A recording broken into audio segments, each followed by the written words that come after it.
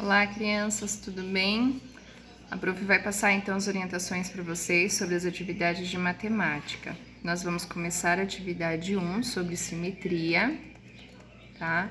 Vocês têm ali uma pequena explicação sobre o que é simetria. Vocês estão vendo que tem uma figura simétrica, onde os dois lados são iguais, e uma figura assimétrica, em que os dois lados são diferentes. Então, leiam com atenção e marquem ali embaixo nas opções qual que é a opção correta, que tornaria ali a borboleta, ó, uma figura completa, onde os dois lados são iguais. Então, vocês estão vendo que tem as opções e vocês vão marcar a opção correta. Mesma coisa na árvore. Olha lá, a maçã. Agora sobre o perímetro. Lá no perímetro, onde que tem o conteúdo, vocês têm também uma explicação com a professora Ângela sobre o perímetro de figuras geométricas. E também uma explicação aqui, ó. Perímetro é a soma das medidas dos lados da figura, então é a soma de todos os lados. Vocês têm que observar os lados, o número que tem em volta, somar todos os lados para poder achar o resultado correto do perímetro. Olha lá no triângulo, tem o valor de todos os lados. Para achar o perímetro, vocês têm que somar todos eles. No retângulo também, observando, ó, o triângulo tinha os valores iguais, porque todos os lados eram iguais. Agora, no retângulo, como nós temos lados diferentes, então os valores são diferentes, mas para achar tem que somar todos os lados. Então, vocês vão observando as figuras para achar a resposta correta. Continuando, a atividade número 2 é sobre área. Então, vocês aprenderam que para calcular o perímetro, nós temos que somar os lados. Agora, para calcular a área, vocês têm que multiplicar a base vezes a altura. A área é o valor do espaço ocupado aqui dentro da figura, tá? Então, para saber, temos que multiplicar a base vezes a altura.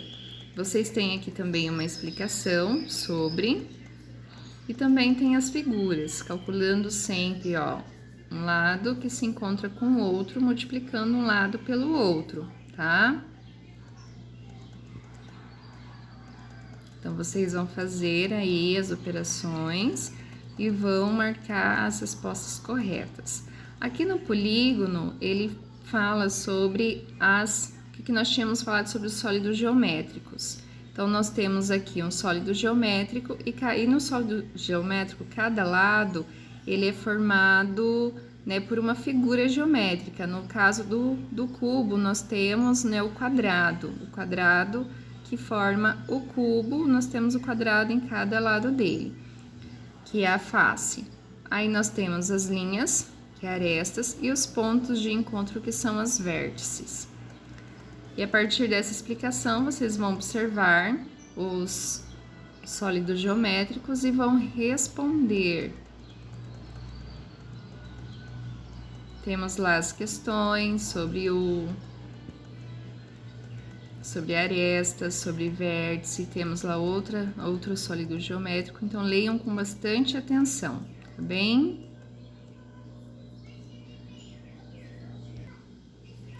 Na atividade 3, nós temos as medidas de comprimento, ali também uma pequena explicação com relação aos centímetros, metros. Aí nós temos ali uma régua, vocês vão observar, né, que na régua tá marcando aqui quanto que mede a caneta, quanto que mede o lápis, o cotonete. Então, olhem lá, sempre prestem atenção que a régua vai começar do 0 até o 1. Então, esse espaço do 0 até 1 é o que conta 1 centímetro.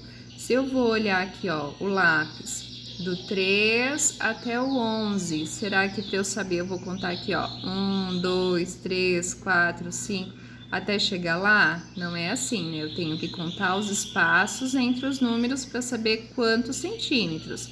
Esse espaço entre o número que corresponde a cada centímetro. Então, aqui eu tenho 1 espaço, 2 espaço, 3 espaço. É isso que vai valer para contar os centímetros do lápis. Então, observem quantos centímetros tem cada objeto, né? A caneta, o lápis de fósforo. A prof falou cotonete, mas é um fósforo. E o fósforo, e marquem ali nas opções corretas.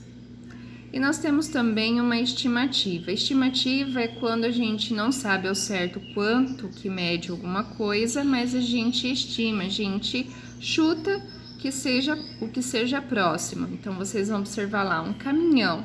Será que ele tem a medida entre 1 centímetro e 10 centímetros? Será que é de 10 centímetros a 50 centímetros? Será que é 1 metro a 10 metros ou de 10 metros a 50 metros? Então, é uma estimativa, tá? Vocês vão marcar ali o que aproximadamente tem um caminhão com relação ao seu comprimento, a sua altura, dependendo aí o que está pedindo.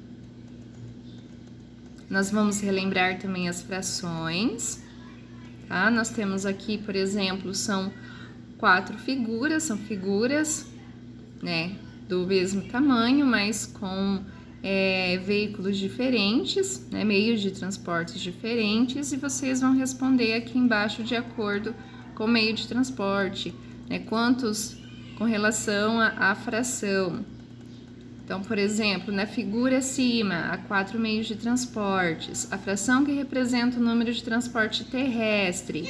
Então, quantos são terrestres? Que fração que representa? Aqui eu tenho 4 figuras ao total, mas quantas figuras corresponde ao terrestre?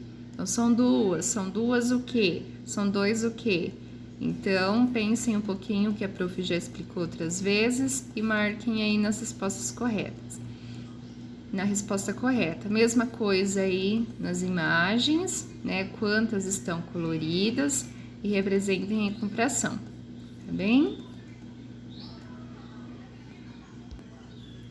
E por último, nós temos as situações problema. Então, leiam com atenção, tá? As questões ali sobre as situações problemas, o que eu preciso fazer para calcular, chegar até a resposta. E temos também os números decimais. O número decimal está relacionado à fração que nós já estudamos. Aí, o que a prof quer que vocês façam? Quando nós temos uma fração ou um número fracionado, eu estou falando sobre divisão, não é isso? Quando eu tenho lá um todo e a parte que eu retiro dele, né, são 5 décimos, ou a parte de cima é dividido pela parte de baixo, tá? Então, quando eu fraciono, quando eu divido, para chegar ao resultado, vocês vão fazer, por exemplo, 5 dividido por 10. Mas, prof, a gente ainda não aprendeu a fazer divisão usando a vírgula. Vocês podem usar a calculadora também, tá bom? Não tem problema nessa situação aqui. Aí, vocês vão ver, por exemplo, se eu tenho 10 embaixo, é decimal. Se eu tenho, é uma casa decimal somente que eu uso. Se eu tenho 100, eu tenho centésimo. São 2 casas decimais que eu preciso ter depois da vírgula, tá? Se eu tenho, tá vendo aqui, ó, 100 também são 2 casas decimais depois da vírgula. Eu tenho centésimo. Se eu tenho aqui 1000, milésimo, são 3 casas depois da vírgula. Tá? Então, tem que observar isso aqui também. Aqui tem um vídeo explicando para vocês como que se lê, como que funciona, para ficar mais fácil. E depois as atividades embaixo para vocês responderem, tá? Qualquer dúvida, vocês podem perguntar para a prof ajuda, tá? Leiam com bastante atenção, fiquem com Deus e até mais.